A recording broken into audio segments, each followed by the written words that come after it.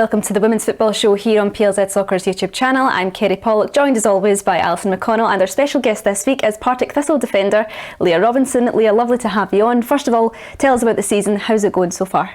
We've had a smashing start to the season, to be honest. I think we was finishing top 6 last year. I think there was big expectations on ourselves and from other people coming in that we wanted to get off to a good start. So we've had a couple of blips along the way, but we pick ourselves back up and we have to go again when the time comes next week against Spartans in the Cup. Is this a good time to have a break then, to regroup? I think for us it was, because we had 2 games in a week and it was 2 defeats unfortunately, but I think there was a lot of things building that we needed probably a bit of a break from each other at the same time. So I think having the international break and then for us to come in again next week will kind of just a fresh week for us. Tell us about the manager, Brian Graham. How key has he been? Oh, he's massive for us. We always slag him because he uses this word belief all the time, and it's just every sentence I think he uses this word, but it comes from a good place and he wants the best for us. It must be quite odd that you guys can see him in action on a Saturday and then he's in the dugout on a Sunday. Normally, it's quite unusual to have that. Yeah, when I'm sitting at home and I'm watching a telly to mum, I think I'm watching my manager on the telly here. It's quite strange, but it's good because he's got that footballing background and then coming to pass his knowledge on to us, so it can only benefit us. It's also the fact he's current, he's still playing current, so you can identify maybe with some of the challenges that you're still facing on the pitch in terms of... I think as well, even obviously Brian's full-time job is football, but for us, all of us have got jobs out with, but he is dead understanding of us with full-time jobs and trying to juggle it all, but no, he's really good with us. How do you find that then, having to juggle both your studies and the football life as well? It is hard, but I think you do it for so long, it just comes natural to you. You've got on with it. Usually, so you're up for work, and for me, I just go straight to training after work, because if I go home, then it's kind of game over if I sit down. But I kind of get back up. But you just make it work. Is that where you feel maybe the difference? When you look at the league last season and you see this top 3 and there's just so little between them, and then there's almost in a mini league underneath it, and then the bottom end. Do you feel as though maybe it's just the fact that it's maybe fitness, that players are rested, they're not having the same challenges? I know not everyone at Celtic and Rangers and City is full time. I know that there are people still juggling careers through like Kelly Clark and whatnot, but by and large it's a professional squad. Do you think that shows when you look at the table at the end of the season? I think it does. I think just when you look at us last year, like when we had I think it was like 6 games in 3 weeks or something like that, all jammed into the one. It was just that what the finale was fraught, wasn't it? By the end of it, we were our team. We were out on our feet. If you look at the last Rangers game, which all of us could either lift the legs to kick the ball, we were out with it. But then if you look at the Celtic game before, when they scored a last minute winner to beat us 2-1, so I think it's not. Yes, they are fitness wise probably a lot more further ahead than we are, but I think as a team we've got that togetherness. So when it comes to games like that, we battle it out for each other, and we're hoping this year is the year we're going to get a result against one of them. Do you ever feel a wee bit jealous when you're kind of thinking it'd be lovely just to be able to focus on football and nothing else, like have no distractions, or do you quite like having the other stuff? I think I'd be lying if I said playing football full time wouldn't obviously be everybody's dream, but at the same time having a work and then coming away and having that kind of free headspace at football, it's quite nice. So can you see a lot of benefits from being in the position you are?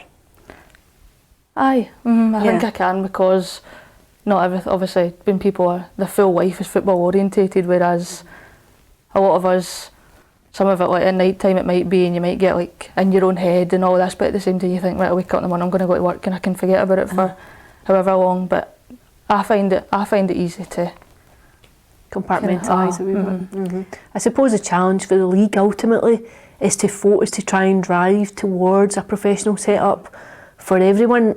Do you anticipate that might come sooner rather than later, or do you think it's very much in the hands of individual clubs? I think it is a hard one, because I think every club's at a different stage.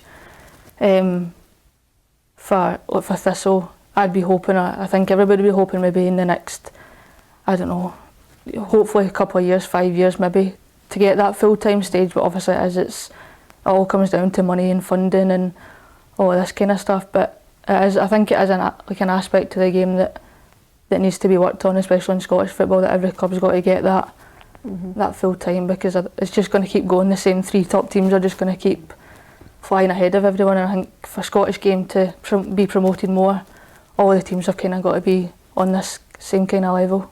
How have you found the coverage of the league kind of recently, looking at last season and the money and the sponsorships that are now being put into it? I think it's good when you've got obviously the likes of like the Sky Sports coming into it. A lot of the games have been on Alba. I think maybe a thing for us last year was it was only the Celtic Rangers game were on the telly, whereas if you kind of look at us against Hearts, that could have been a game that could, instead of having just like the top 3 teams all the time, could it be progress more to have other teams to then get that funding can maybe come into the clubs from elsewhere. Exposure out too as well, yeah. So you came into football through the Celtic Academy at a young age, I'm assuming, obviously. Yeah. Was the standard then even quite high, did you notice? I think for a couple of the girls I play with now, we came through, so we started at Glasgow City under 13s, and me and Cara Henderson, we came right through and played at Celtic together. And I think even looking back to that, the year we were there, we won the treble, and I think the standard at that age now has obviously helped us to get to where we are now, because at that time we did have a very, very good strong squad of young players that have kind of kept progressing. And you were also part of the Glasgow girls team that got promotion. Was that quite a difficult time to compete with the top teams at that level, did you find? Looking back on it, probably yeah, but at the same time we achieved what we set out to achieve. Yeah. Whereas if we were still playing against the Celtic, there'd probably be a big difference to Glasgow women playing against Celtic to us playing against them now. And I think it is just because of the exposure that the teams have been getting, and obviously Glasgow women unfortunately get relegated last year after just coming up, but it's one of the things where it comes down to exposure to the club and attracting players to the club. At 21, you're still very young yourself, Leah. What would be your own ambitions across the next couple of years? I think so. Obviously, right now, it's obviously just to kind of cement your place in the starting 11. I think that's what you want to do at this age and at the level at Thistle, and to be competing against the best. I'd probably be lying. You'd be lying to yourself, I think, as a girl now, if it's not in the back of your head about that full-time contract. But I think right now I'm just kind of happy where I am to just kind of do my job and come to football and just kind of keep progressing and kind of see where it takes me, really. And as a defender, does it help having a manager who's a striker? Do you get pointed about position and things like that?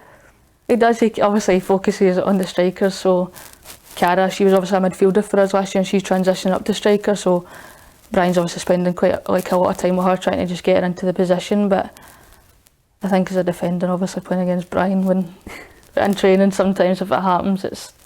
Was that right? Is he? Sometimes if he takes part, but obviously he's like a giant compared to half of us. So trying to play against him is tough, but it's good fun. Get a few kicks in. I try. What's the ambitions for the team overall this season? Top 6, if not higher, has got to be our aim. After finishing top 6 last year, I think anything less wouldn't be good enough, really. We know that playing against like the Hearts and the Hibs, we can push them. Obviously, when we played Hearts last week, it was a bit of a blip, but we showed in aspects of the game what we can bring to it. So I think top 6, if not 4th or 5th, is what we've got to aim for. Yeah, we've got a wee break coming up now. We've got the international break. Alison, you and I were down at Sunderland for Scotland against England. What did you make of Scotland's performance overall? Yeah, I thought it was hugely encouraging. I think that second half display, I would have to say I feared the worst in the first 15-20 minutes. I thought England looked very, very good. They looked like World Cup finalists. They looked like European champions. I think Scotland looked a bit intimidated in the opening stages of the game. I thought had England scored early, I think it might have been a different game. Obviously, they scored in a goal that was chopped off, but I thought Scotland very much rallied. I thought it was such an important goal to get just on the cusp of the break to pull it back, and then I thought they were the better team in the second half. I thought it was a really courageous performance in the second 45, and although the result's not there that you would have wanted, I think there were genuinely a lot of positives to take forward now going into a fresh campaign. Did you think that England were surprised, Leah, by maybe the aggression that Scotland played with? I think they probably maybe, undermined them a little bit, thinking obviously, but when you look at it, it's England v Scotland. It's never going to just be a walkover game. A lot of people undermine the Scots, I think, all the time, but I think England were surprised by the maybe the threat that Scotland did pose that they probably weren't aware of. A major penalty in your eyes? Aye. Yeah, Ali? I think there were two penalty. I think there were two genuine penalty shouts, and the second one for me, I think, is a definite penalty.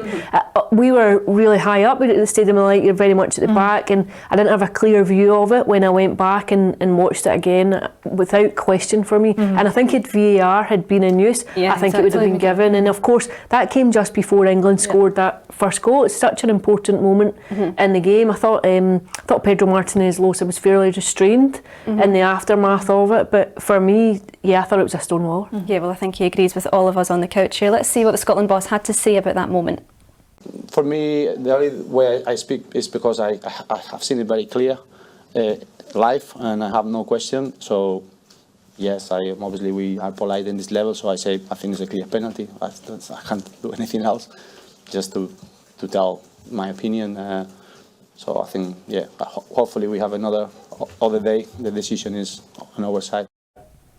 And the England boss Ali, she said, Sarina Wiegman, she didn't give a yay or a nay as any opposition manager, but do you think she'll look back at this one and think that her side got away with one, perhaps? Yeah, I think she will. I think she'll just be relieved that they're off to a winning start. They were expected to come in and win. You need to remember as well, the Women's League in England hasn't started yet. It's not kicked off, so maybe a bit of inevitability about some of the players being quite rusty. They hadn't played since the World Cup final just over a month ago in Sydney when they lost to Spain. But I think she'll just be relieved to come out unscathed, gets the campaign off to a winning start for them, alleviates any pressure. But I think from Scotland's perspective, I wouldn't question the fact that there was much to be pleased about. I think when you consider just where England are just now and where Scotland are, I think you didn't see a massive chasm between the teams in quality, and I think it augurs well going forward into a new campaign.